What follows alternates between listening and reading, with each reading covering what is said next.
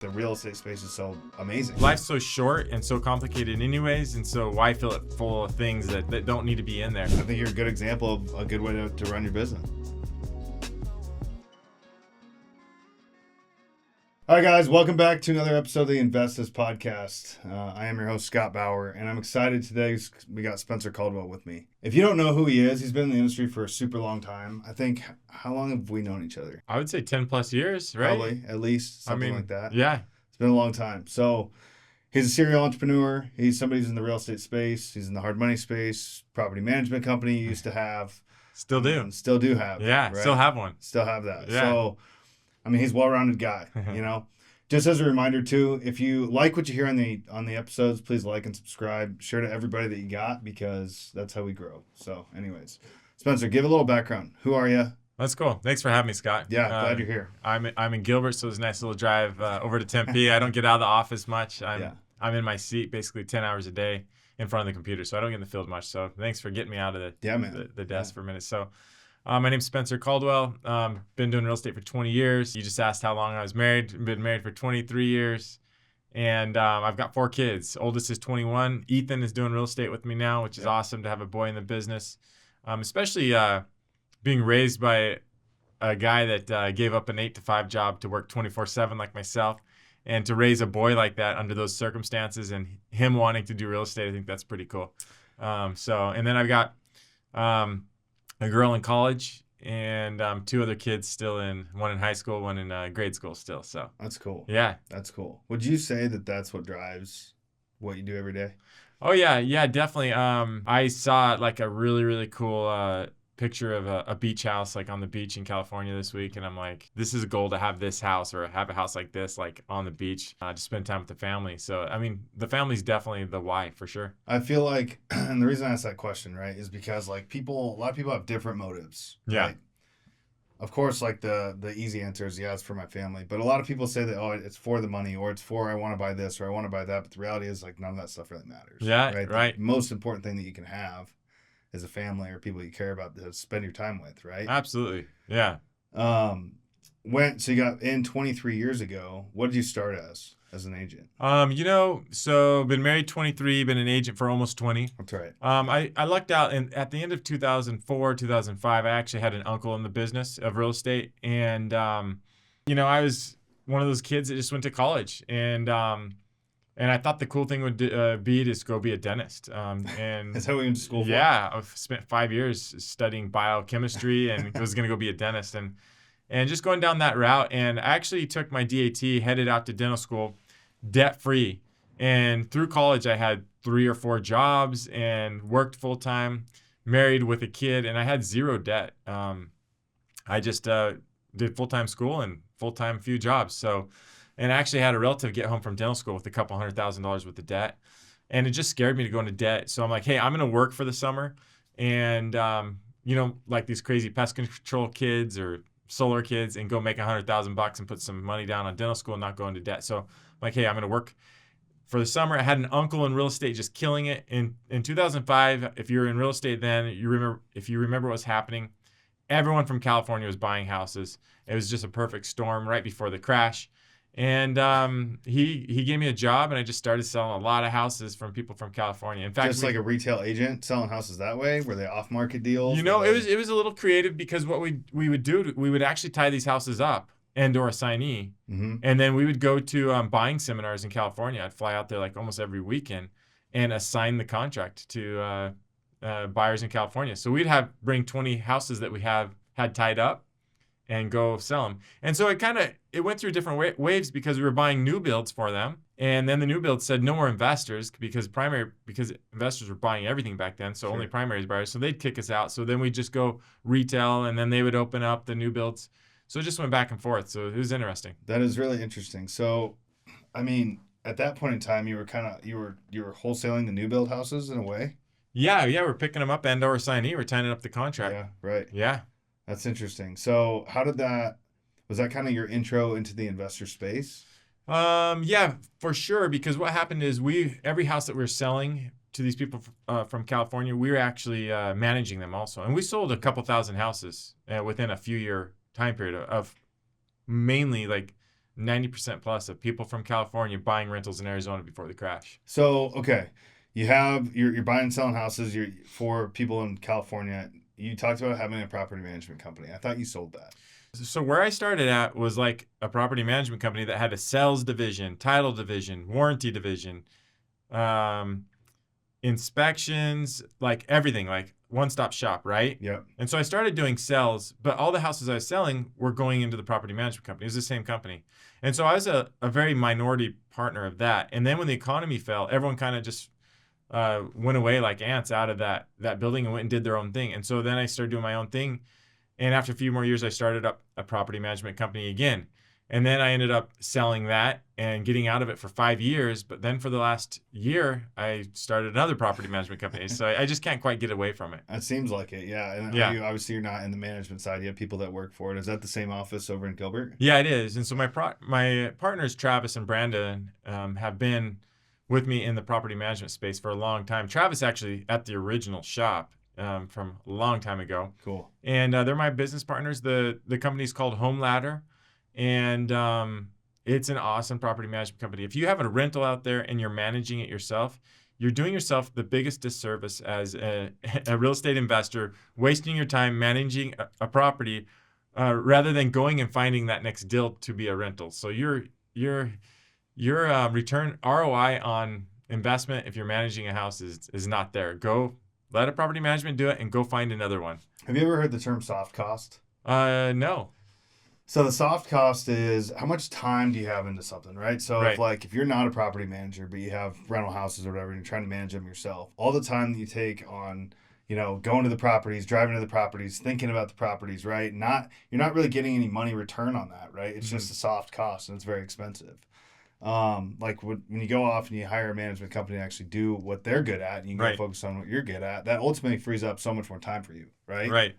People that don't have a management company, I'm very surprised with, because I don't know one person that, has a couple of houses that isn't stressed out all the time. They hate tenants, they hate the whole process, right? Because it's like that's not what you do. It can be very, very hard, very Right. troublesome. It's on your mind for sure. So like that's cool. Soft cost. So basically what you're trying to say is taking like mental or brain power away from focus that should be like more a better ROI for you, right? Right. So yeah, 100%. I'm a big guy. I didn't soft cost. That's a good terminology, but I'm a big guy on not filling my brain with just things that I shouldn't be filling myself with, because Right. life's so short and so complicated anyways, and so why fill it full of things that don't need to be in there? So I find myself a couple times a day, like with my brain kind of wandering and filling full of stuff. I'm like, stay on task, right? So Do you have a direction of where you're going? Like if I said, hey, Spencer, what's the game plan, right? What's your Right. roadmap to where you're going? Do you have a direction or a destination to get to, or is it something where, it's something like you're building businesses along the way, you enjoy what you're doing, Right. so it's not, right? It's not work. It's just This is what you're doing. I'm actually not a big proponent of long-term goals and or any goals. So I'm not a goal-oriented guy. So, and the reason why I'm not is because I feel like if you're living your day and every day in your life in that moment to its fullest, you're going to get to where you want to go anyways. And so why do you need a goal? So if you're just doing it daily, don't worry about the big term picture. That's so funny that you say that. I actually tend to think very similar. All right. Really. All I'm right. not at the most, I might go like a quarter at a time, but I'm not one to write down goals, right? Yeah. A lot of people out there, a lot of, talking heads that are in the media or whatever, social media, whatever, are going to say like you need to set your goals. Or if you attend a new real estate course, they're going to tell you to set your goals, right? Right. But the reality is like I have a general direction of where I'm going, but I show up every day and I go to work. That's what I'm doing. And I don't, like, speaking for myself, I don't necessarily have an end goal. I want to work until I can't work anymore, because that's my favorite thing to do as far as like, I don't, love working, but it's like that gives me purpose. Right. Right. It does. Like Fulfillment. Yeah. Fulfillment. Yeah. Yeah, for sure. Yeah. I think that's, if you wake up and show up, you've already won the battle for that day, as long as you continue to do that every single day. And when you show up, like, live on purpose. Right. And so, within that day, I break my day into only two parts, and that's being proactive and reactive. And the only time that I can personally be proactive is in the mornings, because no one is going to be texting me from 5 a.m.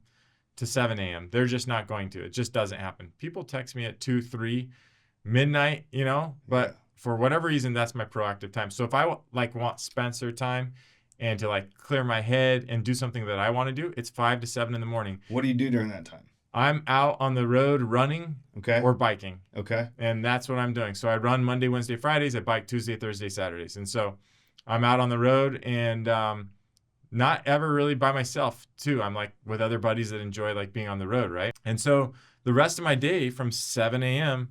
to midnight or whenever I go to bed is just 100% reactive. And so you have to, fill your day with those proactive things that you have a choice. And when I'm saying reactive, I mean, since we've been sitting here, I've got 30 text messages to get to, right? So that's 100% reactive. That's their time. You know what's crazy about that is you got 30 text messages in the 10 minutes we've been sitting, 15 minutes, but you answer them all the time because I'll text you and you always get back to me pretty much quickly, right? Yeah. So that means you're definitely on the computer, responding 24/7, right? Yeah. But I understand that. So yeah. And that's important too. So the me time that you have from 5 to 7 a.m., actually share that exact same time. That's my time in the morning. It's cool. 5 to 8 really. Yeah. Because I'm a big proponent in having a morning routine. I have the same one every day. Oh, that's cool. I wake up at 4:50 every day. Yeah. I go to the gym at 6 every day, 6 to 7. I cold plunge every day after the gym. That's cool. It's just, I think it's so important because it makes you so much more productive. When you can isolate time for you, right? And then you get what's the most important thing to you done in the first place, right? I'm sure during your time of running or riding a bike, you're thinking, you're meditating in a way, you're probably, getting to your spiritual self or whatever at that point in time, because that's the only time you have to do that. That's your time with you, right? Yeah, that makes sense. And so once you have that done, now you can be reactive for the rest of today. Right. And I totally understand what reactive means because especially in the space that we're in, there's nothing but reaction you can do. You're always dealing with problems or issues or challenges or things that aren't working or maybe that are, whatever, right? Right. So what is the rest of your day like? From 7 till, what'd you say, 5, 6? Yeah, so I'm in the morning 5 to 7 on the road, right? And then I get home at 7 and help wake up the kids, help them get ready for school, cook breakfast, get them out the door, right? Yep. And so I find myself in the school time, I'm getting to the office 8:30 because I'm with the kids for an hour and a half getting them to school. During the summer, there's no school. I'm letting them sleep in. I'm at the office at 7:30. So I get an extra hour in during the summer, which is nice, right? So I get to the office at 8:30, and then I'm there until my wife tells me to come home, typically. And that is just depending on the day. Can be at 5, and it could be at 6:30, or just whenever she's like, hey, it's time to come home. So, and then I go home and be a father. I got 4 kids and a wife that needs my attention, and amen. do my best to give them attention. So, how much weight do you really put into that? Right, so you were married for 23 years. Right? 23 years is a long time, and I'm sure that you don't want that to ever end, right? You want to go forever. Right. But so many people today, they put it, maybe they get married or maybe they, whatever, they're married, but they don't put as much emphasis on that time, right? That you spend with your family, with your wife. You're very intentional about hey, this is the time I'm going to spend with them because ultimately you rely on it. So how do you feel about that? There's two things. There's quality and there's quantity. Amen. And most fathers think that they have to be the Disneyland father and it's the quality time. And I just say, hey, that's a bunch of BS. It's quantity, right? Yeah, right. And what kids and a wife want in you is they want availability and they want to depend on you. Yep. And they want consistency, right? And so they want you there. And that is quantity time. Look, we go and have a great time. We were in Hawaii all last week and with the family. Where'd you go? We were in the Big Island. Okay. My brother-in-law was doing an Ironman. I went and watched him and helped him out to where I could. So I mean, we go and have quality time. Don't get me wrong, but it's not about quality. It's about quantity when it comes to a wife and kids. They want you around. They want you present, right? Yep, right, 100%. That's it. They don't really care who you are. They don't care if you're an NFL football player or Donald Trump. They do not care what you're doing today. Then they're zero interested. And so they are interested in one thing, and that's not you being interesting. That's you being interested in them, right? Who they are, and being there. Yep, absolutely, exactly. So, I mean, that brings up kind of another point. You're undermining who you really are, right? Because I know that you have the wholesale business.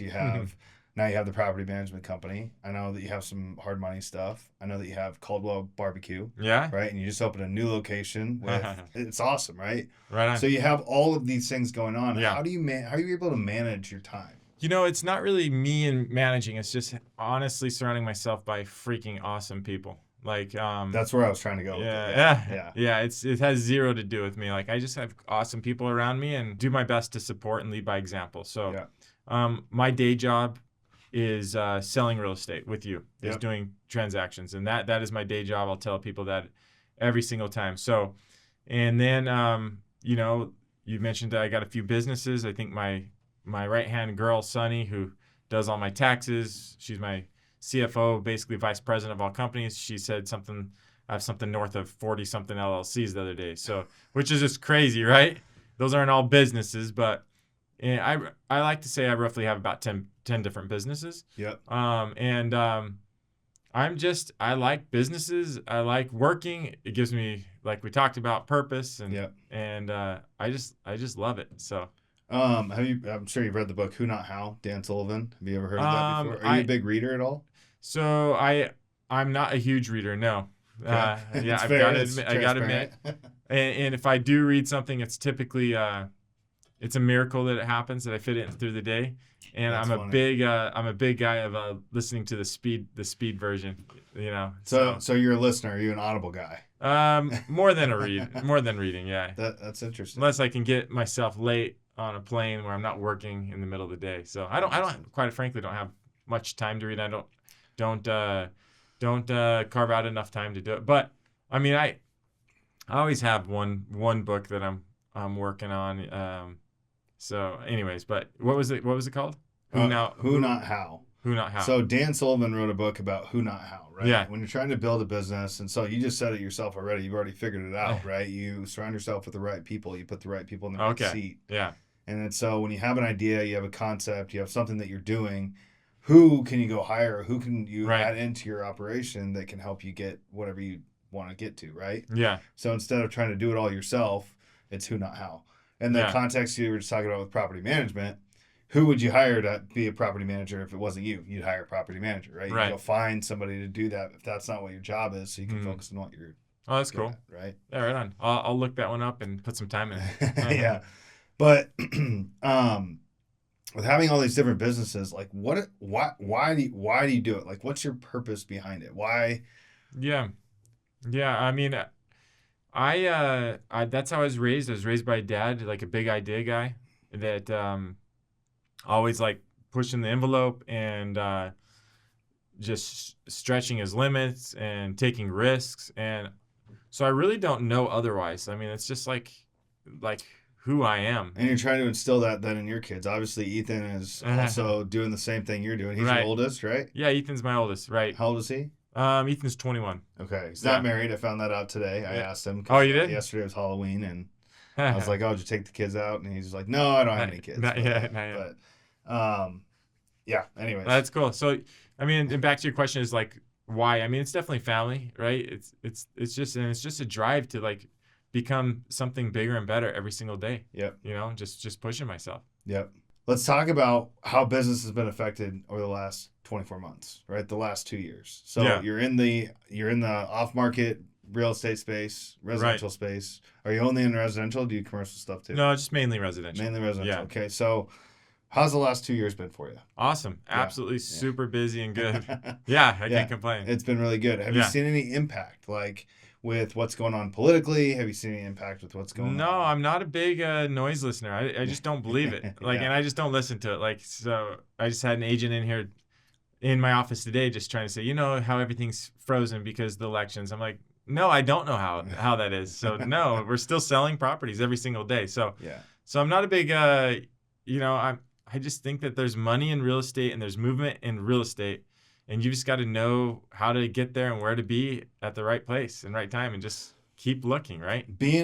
So you have a property management company. Do you also, are you building a rental portfolio? Yeah. So it's just naturally through my day job of helping investors buy discounted properties, I come across properties every week that I personally would like to take on as a rental or a flip.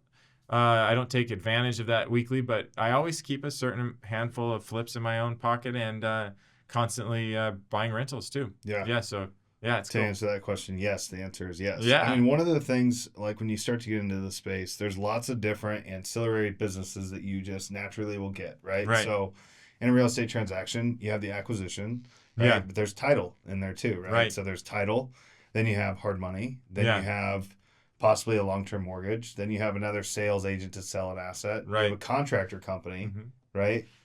You have like there's so many different businesses that you can have within the one business. That's arguably why like the real estate space is so amazing, Right. because you can find 6 ways or more to make money on one transaction, really. Yeah. Right. No, there's no doubt. And so like it's the only and the only thing that I would think about doing is being into this space. Yeah. But if you were going to start a business going into next year, Yeah. right, start completely from scratch, what Yeah. industry would it be in? Cremation.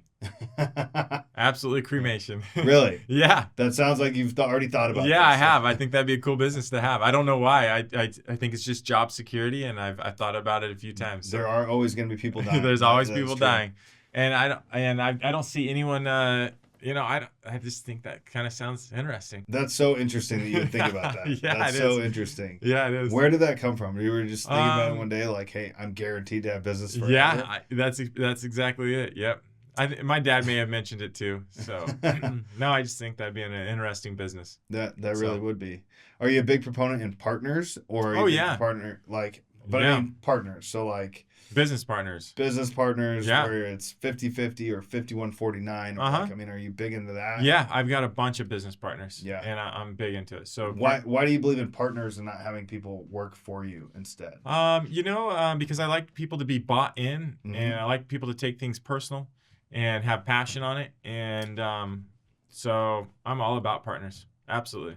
Yeah. I only ask that question because I feel the same way. Like if Yeah. you're gonna be in there, I'd rather have somebody be committed and bought into it, so that Right. they get affected if I get affected. Right? Yeah. If Absolutely. you just work for somebody and their business fails, sure you might lose your job, but Right. you're not really gonna feel it, right? Like Yeah. I mean, you would feel it if you lose your job, but you're not gonna have the same impact that you would as if you're part owner in it, right? Right. Yeah. Yeah. I'm a big believer in partners. I mean, and partners come and go. You got to go into a partnership with certain expectations and realize that one day that partnership will end, and it's not going to be a forever thing, and that's okay. And so just set up those partnerships in that manner. That hey, it's we're going to be a partner, and it's working right now, but most likely in 10 years, 15 years, it's probably is not going to work, and it's going to end, and that's okay. Do you set that up ahead of time? Absolutely. Set up the Yeah. divorce before you get married. Yeah, right? absolutely. Yeah, you can put all of those mechanisms in place. There's different mechanisms you can use, like buy-sell agreements and all kinds of different things that you can set up. Mhm. Previously, you can't predict the future always of a partnership, but if you set it up correctly at the beginning, it's going to make the end a lot easier. When it comes to going into next year, somebody's trying to get into the real estate space, right? And they have some money to spend. Where would you point them? You know what? Just make it super easy and simple. Like, don't overthink it. Like, just go get a single family house that is cheaper than retail and buy it and put some money in it and list it on the open market and sell it, make some money, or buy it and rent it out. So like, yeah, just keep it simple. Would you, so like strategy wise, you have buy and hold, you have wholesale, you have flip. What do you think is the easiest strategy for somebody to get into? Because I wouldn't say wholesaling is at all. Because there's a lot of like front end stuff you need to learn Right. in order to learn Wholesale. how to wholesale a deal, right? Yeah, I mean, the easiest would be definitely a rental. Just Yeah. buy a rental, set Yeah. it and forget it. Yeah. Is the easiest for sure. Yeah. Yeah. But it all comes down to numbers, right? Yeah. Because like if you're buying a $500,000 house in Scottsdale and it's only going to rent for $2,500 a month, Yeah. it's not really a good return. I mean, I don't know. Yeah, no, don't do that. Come talk to Scott or I before you buy a rental. Yeah. Yeah, I mean, and it's just like people come up to me all the time that have like, they're like, how do I get started? It's like, well, what do you mean? Yeah. Right? Like, what do you mean get started? Get started in, Right. do you just want to buy a house? Do you just want to, what is it? Right? Yeah. What do you think somebody needs in order to get started? They need capital, and they need to understand that it's okay for them to take a risk. Yeah. So, you know, you can buy rentals for as cheap as $130,000 right now in Arizona, you know, and that's pretty dang cheap. That is and if cheap. you're only putting 20% down, you know, it's $26,000. It's not bad. So where are you finding $130,000 rentals? in Pinal County. Oh well, yeah. I mean, Just got one this week. Oh really? Yeah, that is like a 11 cap. Really? Yeah. Dang. So yeah, I mean, so it's just there's opportunities everywhere. So like you're a staple in this market. If you're in the investment space, most people know who you are for the most part. I mean, which is a good thing. There's it's great. But do you have a lot of people that are always bringing you deals, or is it like, what does your ecosystem look like in that? Yeah, I do. I get probably about 20 new deals a day, so I'm seeing a lot of deals every day, which is awesome, and I appreciate it. And I'm a raving fan of anyone that I do business with, yourself, including yourself, including people that bring me deals, including people that buy my deals, and my goal is just to have the utmost respect for all of those individuals and just to help them out to the best that I know how. Dude, I mean, from like an easeability standpoint, like doing a transaction with you is always easy, right? Because it just you make it seamless and because clearly you've done it a lot, right? But how do you give back in any other way, as far as like, do you coach people? Do you do that stuff? Do you believe in that? Oh yeah, I believe in it big time. And people do not take advantage whatsoever of this space. In fact, I had a meetup 2 nights ago, and the last time I did it, I had like 30 people came, and 2 nights ago, like 8 people came. And so I constantly throughout the day have people like hitting me up, wanting to spend more time with me, wanting to talk with me. And I just say, hey, like, look at my social media. I'll have a meetup soon. You can have 2 hours with me. Like, let's go talk. I mean, I'll give you 30 minutes. Like, ask me all the questions you need. And so, generally people, including myself, don't take advantage of meetups. So I hold meetups every couple of weeks, and let's do it. Just have people come in, whatever. Yeah. Well, and like I can understand that, because for the longest time, probably the first, I don't know, 5 or 6 years, I went out to all the meetups all the time. Yeah. And then it's like, I just kind of get tired of people that are they're full of it. Right. And I don't like being around that. Really, you find out who's the real person that's really doing stuff out there, and then you just kind of hang out with those people. Yeah. But that prevents you from actually going to the meetups. Yeah. There's so much to learn, right? Yeah, there is. Yeah, I'm not good at it, but I do try to hold a meetup every few weeks for people, and I am totally available. Like, I'm not much to be like in person or on the phone available from like 8 to 5, but from like a timing standpoint, I make it a really big priority to like only work during certain amounts. Oh, you do? Okay. Yeah, I don't work 24/7. I'm not good at that at all. I mean, after 5, 6 o'clock, like I make sure I'm home, because like I go to bed at like 9:30. Yeah. Right. Like I don't go to bed late. I'm like pretty regimented as far as that goes. So it's kind of hard to, not hard, but I just try to make it, that's my routine. Yeah. Right? And I fit everything in within this certain part of the day. Yeah. And that's just, well, I'll tell you right now, man, it's gonna change big time when you have that kid. That's true. It's gonna change, and then that kid's gonna, it's just a time of life, Yeah. So I don't know, you just kind of gotta enjoy your schedule now, but then it gets interrupted and you kind of adjust, Yeah, so, I mean, and like I'm ready for that. That's awesome. I really am. I'm ready for it.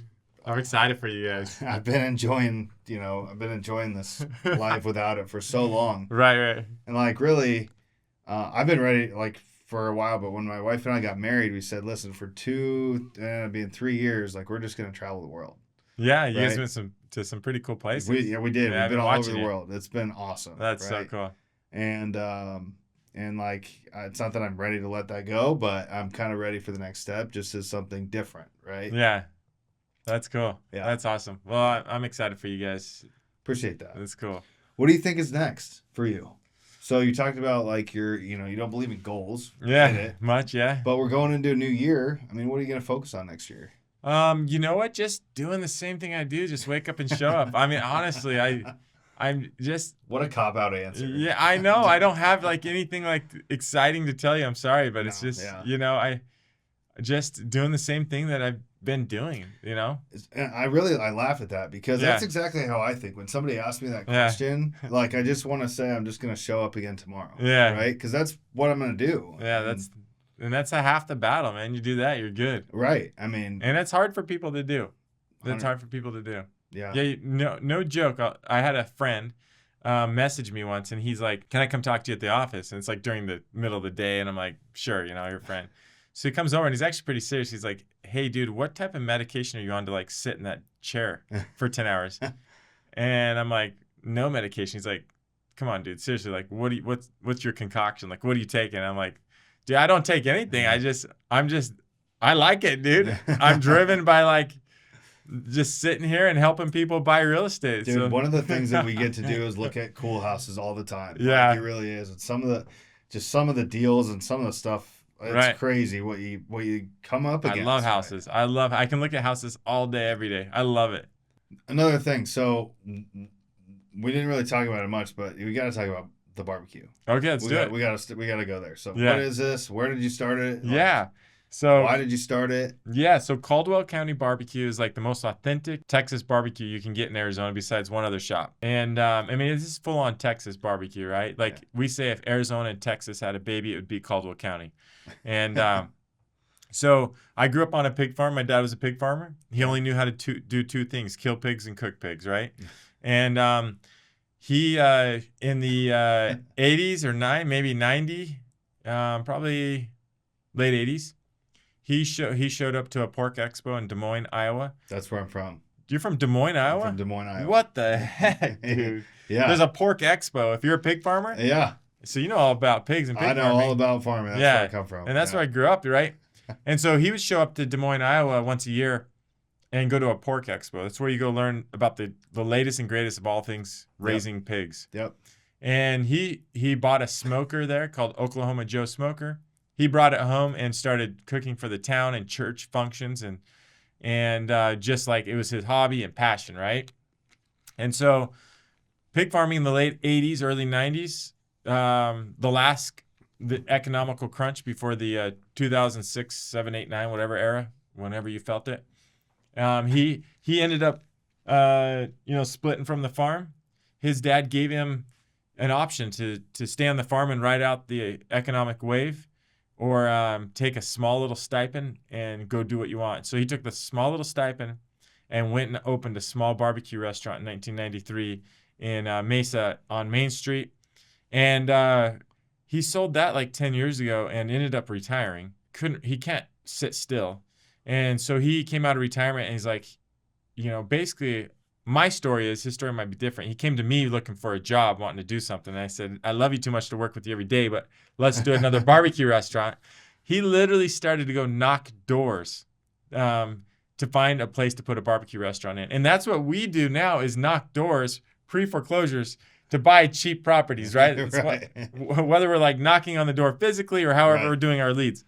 But he physically knocked on the door of the current Caldwell County BBQ in Gilbert and asked for that guy if he was going to sell his house. This is like a single family house, if you've ever been there, and turned into a barbecue restaurant. Have you been to that location yet? Yeah. Well, that was where your thing was last year, right? Your holiday party? Oh, yeah, you've been there. Yeah. That's cool. Thanks for coming. Yeah. We ended up buying this place and starting another barbecue restaurant.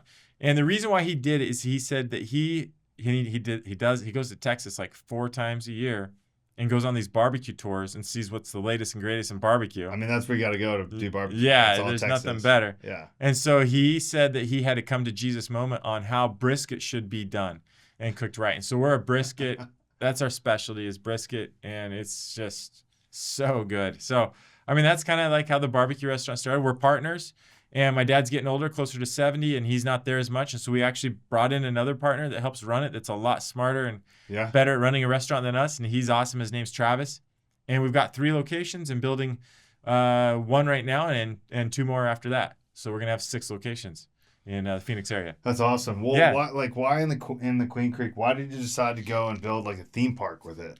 So, Because that's not what you think about when you think about barbecue. Yeah, that's a pretty crazy place for sure. Yeah. So I actually like the theme park or all the attractions around the Caldwell County Queen Creek one. That's not that I don't do that or have anything to do with it. I'm just there for the barbecue. Yeah. So we just do the barbecue, and the other people run everything else. And so Was that a partnership that you guys did, or like, what do you mean you're not part of it? So I don't own it, or I'm not even in partners with any of the other attractions around that area. We just do the barbecue and that's it. And we actually rent that space from the owner. But the owners did come to us with this vision or dream of creating that destination, and said, "Do you want to do the barbecue out of this beautiful big white barn?" And we said, "Absolutely." So we signed up, and it's been a good venture. That's funny. Yeah, it's I mean, really you're cool. gonna say no. Yeah, no. I guess, right? No, yeah, it's been really cool. It's a really cool place for sure. If you haven't been there, you got to take your friends, take your kids, and you'll be there for a few hours. I mean, if you're looking for something fun to do on a Friday or Saturday night or any time, just take your kids down there. They can let them loose for hours and go do all kinds of fun stuff. Yeah, it does look cool. That's part of. We're definitely gonna go do that. I haven't been there yet. Yeah, your girl will love it. Yeah, I bet she's all about that stuff. So, yeah. I mean, you work out every day, right? You're very intentional with like what you're doing. You run, you bike, Right. You come to the office, you buy and sell houses all day long. Right. You do the barbecue or have somebody else, your Who Not House running your barbecue spots. Right. You have the ancillary businesses that go on. You go home, you have a great family, right?